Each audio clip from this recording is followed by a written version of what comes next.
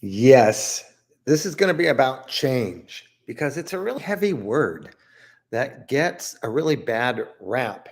And the way that we look at change isn't really all that healthy.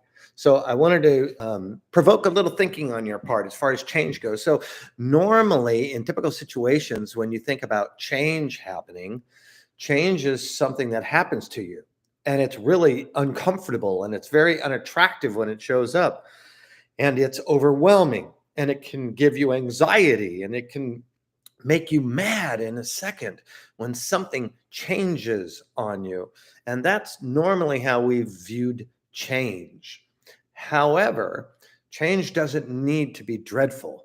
It just doesn't need to be dreadful any longer. So you have to take a look at how you're dealing with your life, because how you're dealing with your life is either going to deliver you the change that you most want, or it's going to push you over the cliff and make you fly, as they use in some mythological stories about change and about having the courage and the hope and having faith.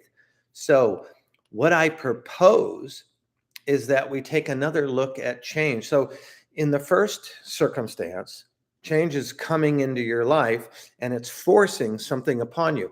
It could be in a relationship with maybe it's time that you're going to move on from maybe your parents' home, maybe your boyfriend or your girlfriend, you've been sharing an apartment, or your buddies from college. And there's this discomfort in being in that relationship to the relationship that's around you, right? With the people and the environment. And that is, it could be thrust upon you where suddenly you have this home, this nest, this environment, and maybe the landlord boots you guys, or the relationship to your buddy or your significant other suddenly changes and you're not going to live together. That's a forced change. And let's say you're in a high-end city where having two people paying the rent really makes it easy for you, and then suddenly being single would make things maybe dangerous for your well-being because you're not going to be able to afford it. Those are changes that happen because we sat on an instinctive feeling that something needed to happen, and we put our feet, we just grind our heels into the ground, and we don't want to take off and soar. That's the normal change that most people relate to the word. Or your boss walks into your office one day and says you're canned. That is really disturbing because that is your source of income. You've built your reality and your routines around it. And then here it again is a force of change that's put on you. So, what I'm suggesting here is that you change the way that you're thinking about change where it's being initiated on you. Now, what we're going to do is we're going to initiate it from this day forward, from this moment forward. You are going to be the captain and pilot the change in your life. Now, what makes the difference? Does it sound aggressive? Like, oh, you're so aggressive. You want to, it's not. Life is about the inherent need for the evolving of your spirit. So if your spirit is by the law of nature evolving, then you want to be a part of the change. And when you initiate the change yourself, so let's say in the circumstance where you know that there's an uneasiness with your home. So I recall when I was August of 1981 or 1982, I lived with two of my closest friends, two very, one a work associate, another one my best friend from childhood. And one day, the guy whose parents owned the home let me know that they were going to sell it. And then my buddy, like in the same week, my buddy, who was the third person in the house, came home to let me know he was going to college. And therein lies some change because here I have a home. I'm in a home. I don't own the home. I'm renting along with my two other buddies. And I'm on a very limited income with the job I was working as a contract. And now I have to move. Well, that kind of change is very, frightening. Like, especially when you're young and your resources are very marginal, you have to find miraculous conditions. And I immediately got into the throes of the change. But I knew I was going to make this the most incredible situation ever. I was convinced I could do better. And lo and behold, I went in less than a week from a ordinary a suburban home in Southern California in a city called Whittier uh, with my two buddies. And next thing I knew, I packed up my Cadillac Coupe de Ville. Whew, that was a fine car, I'll tell you that. That ended up with some change, but I had this beautiful Cadillac, which means it was huge and pristine. Packed all my stuff because I could when I was 20 years old, and by the time I was 21, a week, 2 weeks later, I was living in Newport Beach, California, which is distinctively different, higher end, whole new reality with a group of trusted people.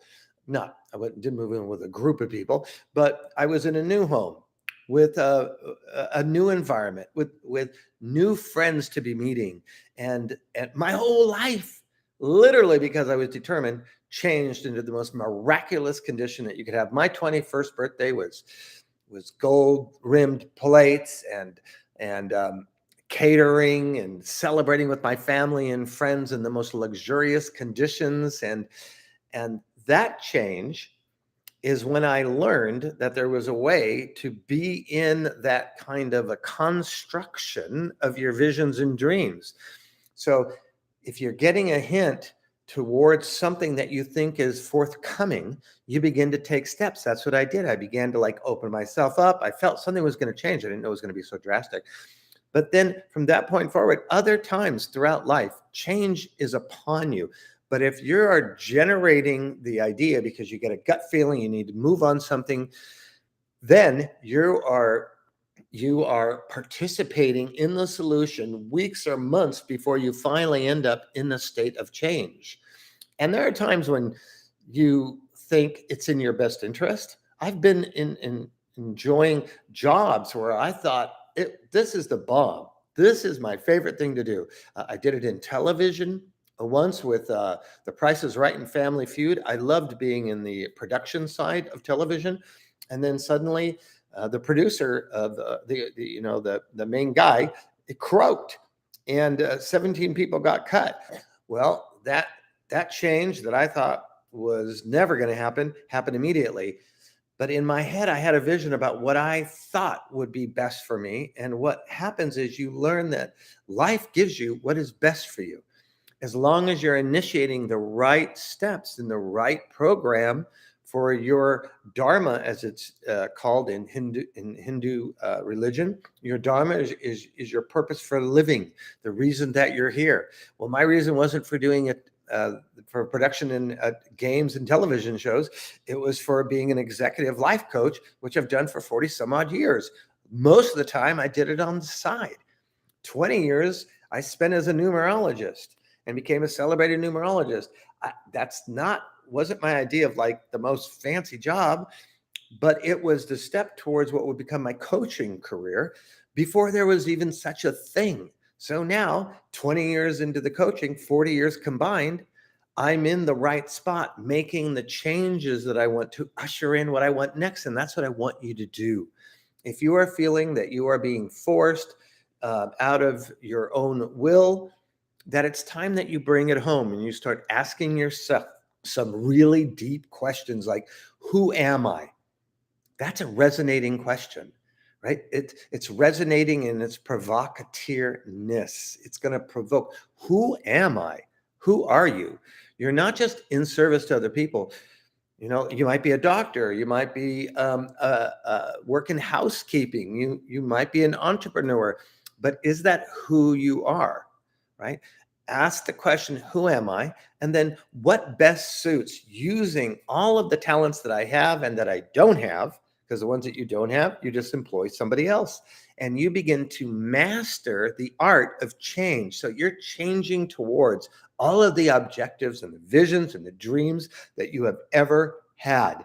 And it shows up in all kinds of miraculous ways when you start mapping out from the essence of who you are and how to utilize that which is your gift to bring it to the marketplace, which is the global marketplace right now, right? Right now, anybody could plug into this live. And this is all we're going to do for today. We just wanted, all of me, all of my personalities, all of my angels, all of my good fortune that surrounds me today is here for you to reevaluate how you want change to happen in your coming days. So let's buckle down. Who are you? What can you do with who you are? Even if it seems either ridiculous or the environments or the marketplaces haven't arranged the stars in your favor yet, what can you do to be employed by somebody who mentors you and teaches you how to do some of the things that will one day come together so you can really rock and roll? What do you need to employ? Do you need a mentor? Do you need a more substantial support system? How are you going to manage your change instead of change managing you? So let's sit on that. Please leave comments here on YouTube. Please, to help me broaden my reach, give it a like, write a comment more than 4 words. If it's 4 words or more, then the algorithms pick it up. And visit camberhill.com and let's take a look at the change in your life and let's get change coming. So enjoy the minutes of your day to the fullest, and we'll see you again soon. Bye for now.